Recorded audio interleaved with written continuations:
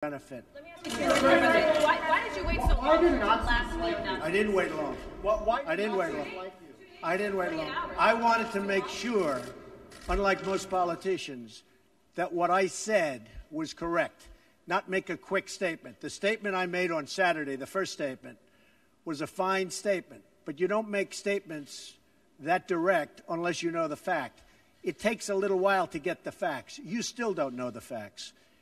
And it's a very, very important process to me. And it's a very important statement. So I don't want to go quickly and just make a statement for the sake of making a political statement. I want to know the facts. If you go back to my, in fact, I brought it. Who did you bring, Mr. President? As I said on, remember this, Saturday, we condemn in the strongest possible terms this egregious display of hatred, bigotry, and violence. It has no place in America. And then I went on from there. Now, here's the thing. As to, excuse me, take it nice and easy. Here's the thing. When I make a statement, I like to be correct. I want the facts. This event just happened. In fact, a lot of the event didn't even happen yet as we were speaking. This event just happened. Before I make a statement, I need the facts. So I don't want to rush into a statement. So making the statement when I made it was excellent. In fact, the young woman, who I hear is a fantastic young woman, and it was on NBC, her mother wrote me and said through, I guess, Twitter, social media, the nicest things, and I very much appreciated that. I hear she was a fine, really actually an incredible young woman.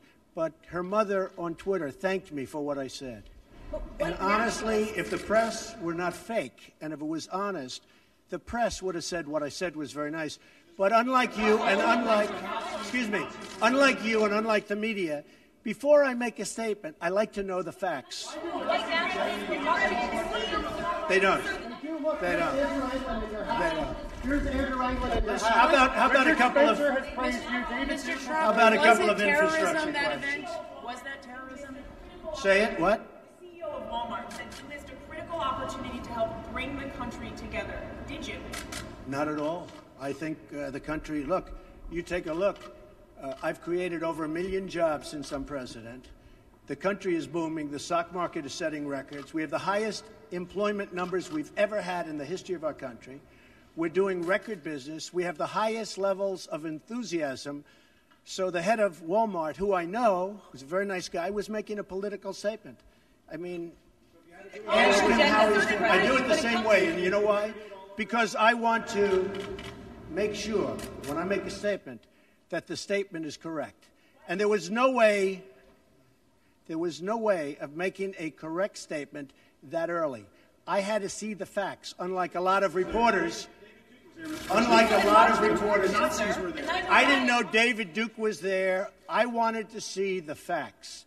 And the facts, as they started coming out, were very well stated. In fact, everybody said his statement was beautiful. If he would have made it sooner, that would have been good. I couldn't have made it sooner because I didn't know all of the facts. Frankly, people still don't know all of the facts. It was very important, excuse me. It was very important to me to get the facts out and correctly. Because if I would have made a fast statement, and the first statement was made without knowing much other than what we were seeing. The second statement was made after with knowledge, with great knowledge. There's still things, there's still things that people don't know. I want to make a statement with knowledge. I wanted to know the facts. Okay. Two questions. Was this terrorism? And can you tell us how you're feeling about your chief strategist? Well, I think the driver of the car is a disgrace to himself, his family, and this country. And that is, you can call it terrorism. You can call it murder. You can call it whatever you want.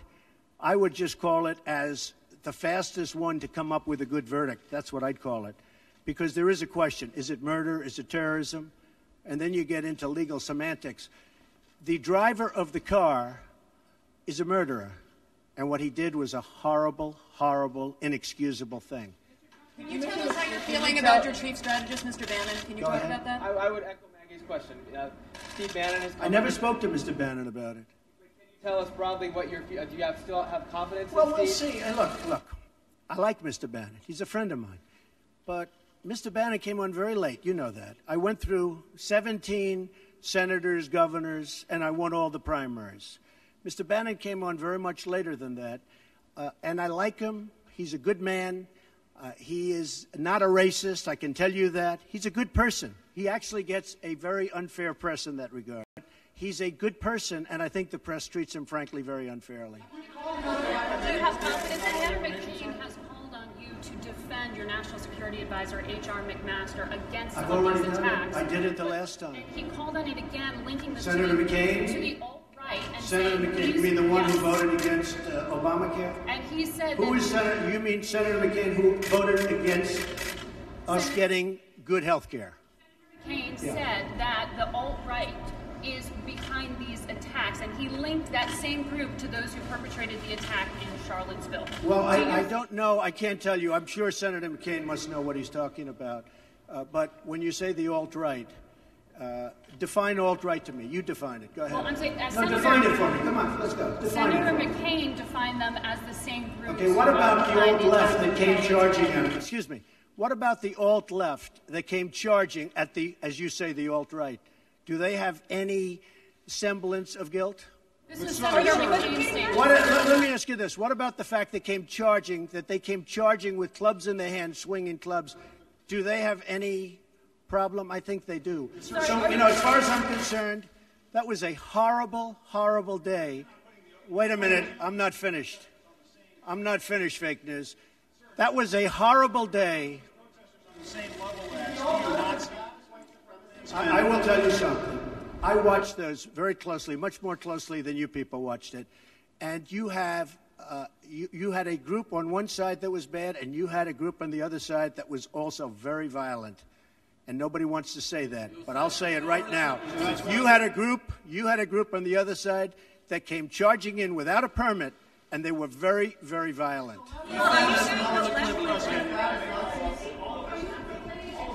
Go ahead. Do you think that what you call the alt-left is the same as neo-Nazis? All of those people, excuse me, I've condemned neo-Nazis. I've condemned many different groups, but not all of those people were neo-Nazis, believe me. Not all of those people were white supremacists by any stretch. Those people were also there because they wanted to protest the taking down of a statue, Robert E. Lee. So, excuse me, and you take a look at some of the groups and you see, and you know it if you were honest reporters, which in many cases you're not, but many of those people were there to protest the taking down of the statue of Robert E. Lee. So, this week it's Robert E. Lee.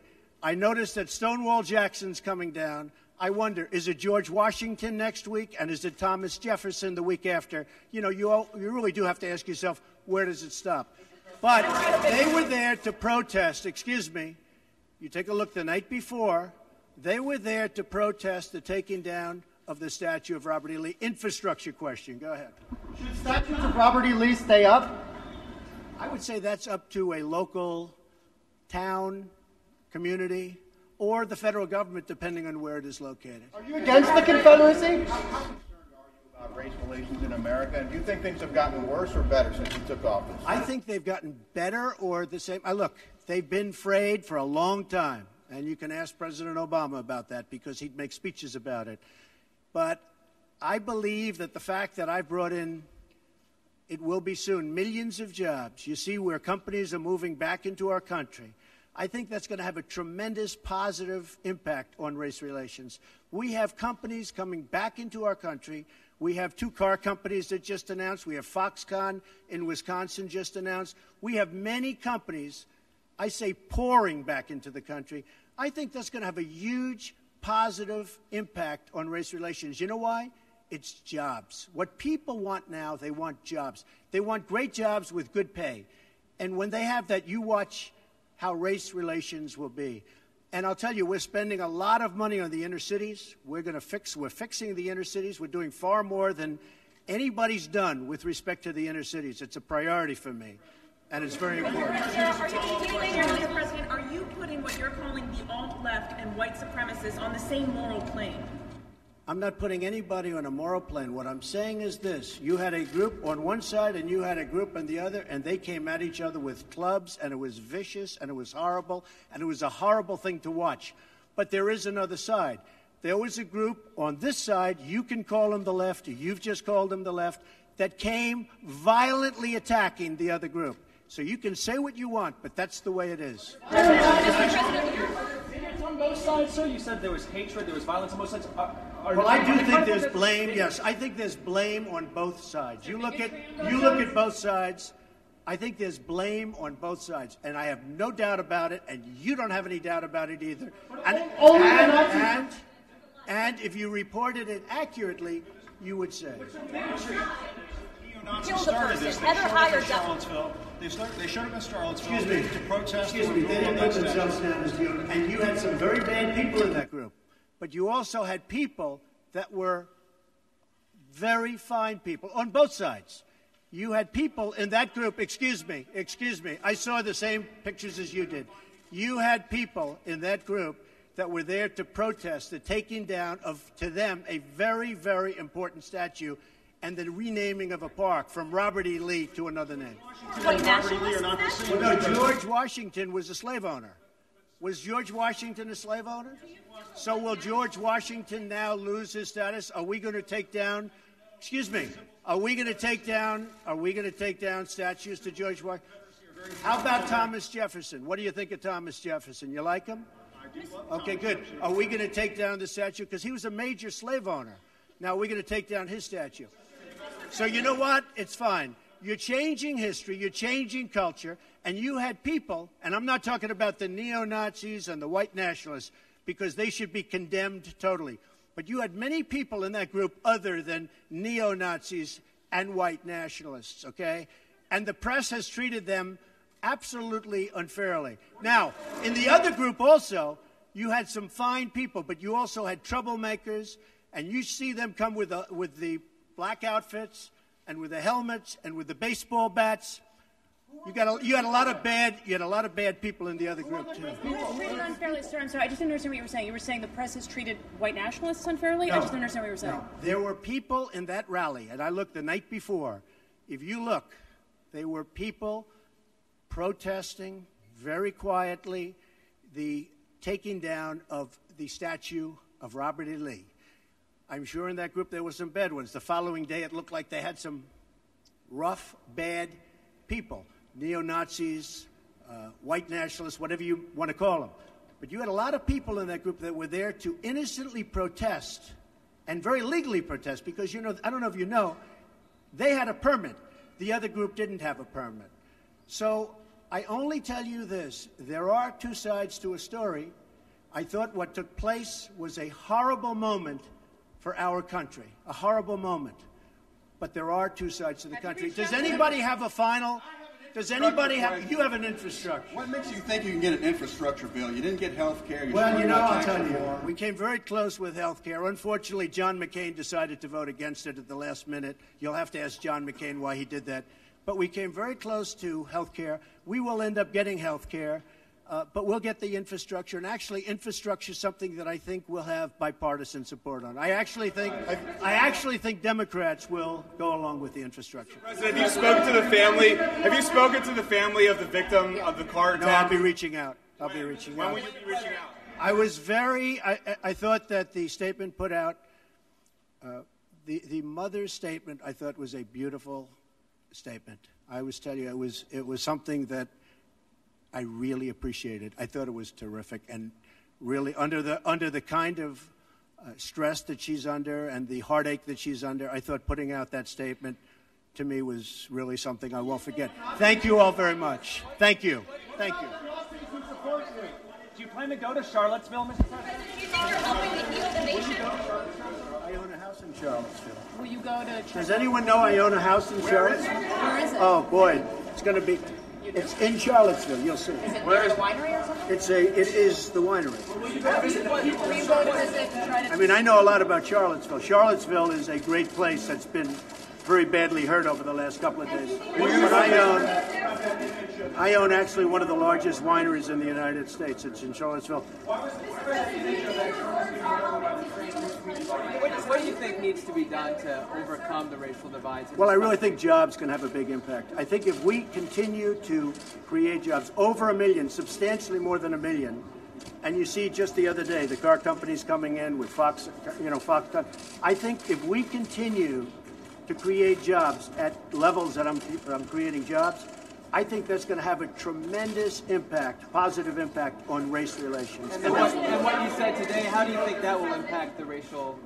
Because the people are going to be working, they're going to be making a lot of money, much more money than they ever thought possible. I mean, your remarks so that's going to today. happen. And the other thing, very important, I believe wages will start going up. They haven't gone up for a long time. I believe wages now, because the economy is doing so well with respect to employment and unemployment, I believe wages will start to go up. I think that'll have a tremendously positive impact on race relations. Why have bigots been drawn to you, Mr. Charlottesville, Mr. President? Was Trump Tower wiretap?